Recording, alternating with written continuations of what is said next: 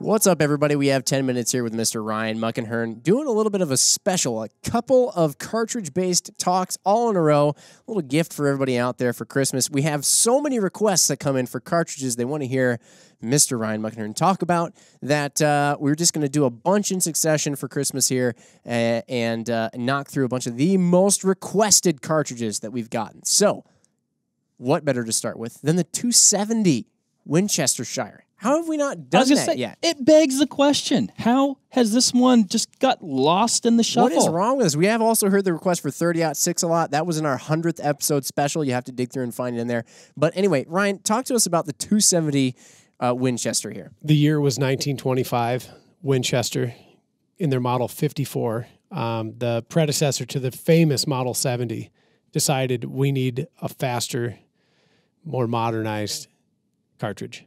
And very strange bullet diameter. Enter the 270. So explain the bullet diameter thing. Now, did they pioneer that bullet diameter or what? Kind what of. Was the deal? No, yes and no. It had existed before, but not in any commercial success. It's a 7mm, which is funny because people will hold the 2 in contention, but it's 0.277 inches. It's just gets over the 7mm mark.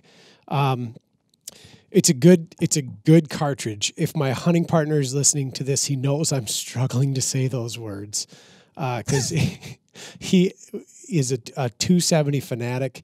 He was a student of Jack O'Connor, not literally, did a lot of reading of Jack O'Connor's and followed along with Jack as a youngster. Thank you for clarifying. Yeah.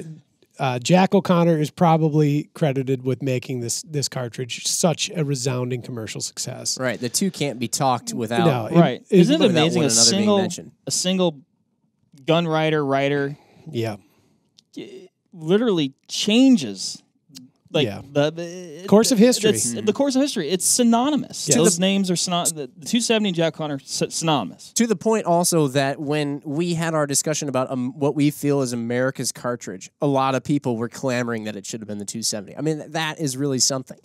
Yeah, it's a good point for some. What's we also have we appreciate the input. For those with a keen eye who are watching on the video, you'll notice that 2 cartridges that are on our little Vortex block here are not both 270 Winchesters. One is the venerable 30-06. Yes. Now, why is that here in the discussion? Well, they're so close together. One could say the 270 came out of the 30-06, and that's kind of true. That's what I've always heard. The 270 is essentially a neck-down, 06, whatever. And for intensive purposes, it is. The 30-06 was spawned from the 30-03, which had a slightly longer neck.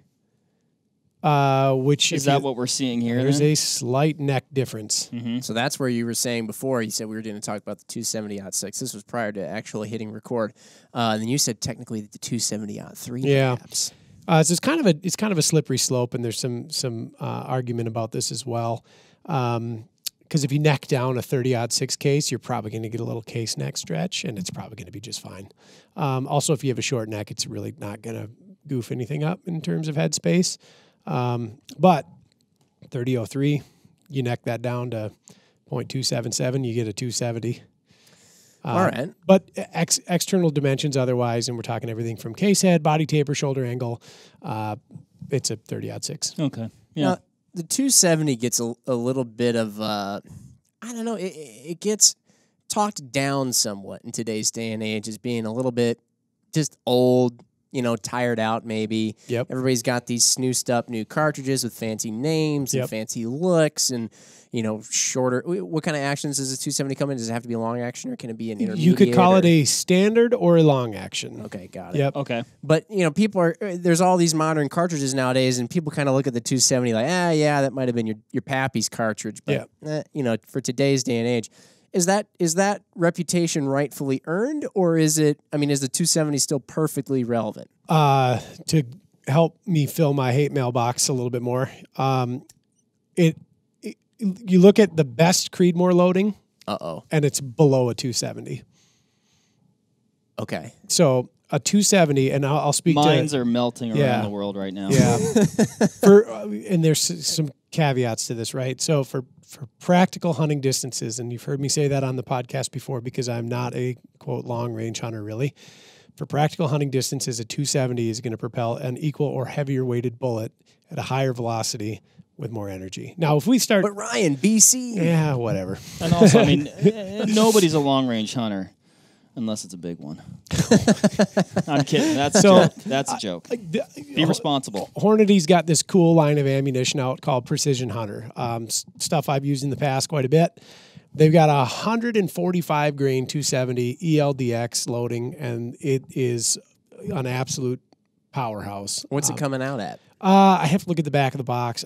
I want to say maybe a tag over $3,000 or at $3,000, maybe just under. I got to look back at the box. But if you compare it to the comparable loading for the 6.5 Creedmoor, which is a 143 at 2,700 flat, the 270's got it licked in velocity, energy, and 2 practical hunting distances drop. Yikes, man. Yeah. How about that? Yeah. And it really is an exceptional cartridge. Now, I find the two interchangeable, though. So I'm not going to tell you if you've got a 270, you should get a 6.5, or if you've got a 6.5, you should get a 270, because I don't think that's valid. I think that both do, their respective jobs very well. There are things I like about the 270 more than I like about the 6.5, and there are things that I like about the 6.5 more than I like about the 270. What about you were talking about BC, so like bullet offerings, maybe the differences. 6.5 wins.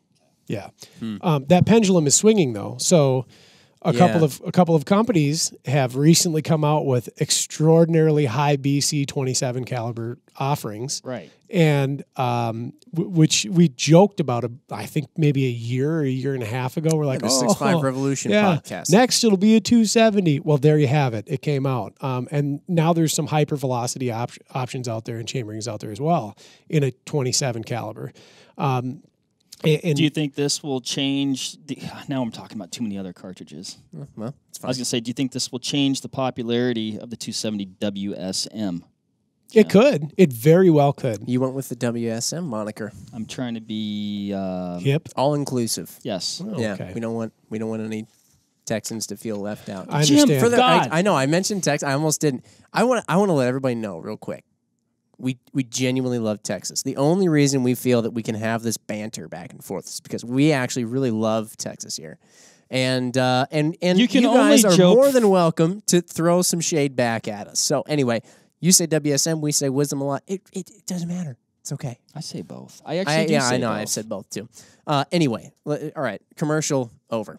Commercial break. Yeah, Carry on. Fantastic cartridge. Truly, it stood the test of time. It's coming up on 100 years old. It has accounted for untold sums of game across the world. Like you said, it's been around for so long. Yeah. It is such a good, efficient, effective cartridge for, like you're talking these practical hunting distances, right? And also, before the advent of rangefinders, ballistic calculators, all we had were these practical hunting distances. You kind of didn't need more than that. And to increase your fudge factor slightly, you went with a flatter shooting cartridge. Yeah, right. Which is what the 270 offered. Exactly. The initial loading was a little spicy. It was a 130 soft point at 31 and change. That was changed to a 130 at like 30-60, 30-50 nominal velocity. And there's room to go on that too. So I've loaded for 270 for a number of years.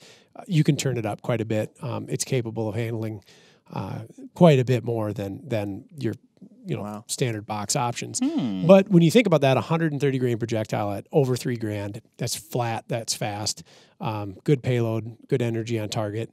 I've heard people say, well, is it adequate enough for elk? And I circle back to how I think about large cervids and bullets, and I think if the right bullet's used, yeah, absolutely it is, and so would a 6.5 Creedmoor. But I think it's a great cartridge for the North American hunter, so long as he or she is not hunting things with very large teeth and claws. Mostly just brown bears. But for everything else, it is a spectacularly well-rounded cartridge. Offers flatter trajectory than the 30-06. Offers a higher BC a lot of times than the 06 will. Much lighter recoil. So if you're a small-framed, small-statured shooter, or if you just don't like getting beat up on the bench, and you're toying between the two, and your target animals are whitetail, mule deer, pronghorn, go with the 270. Why not? For sure. Yeah.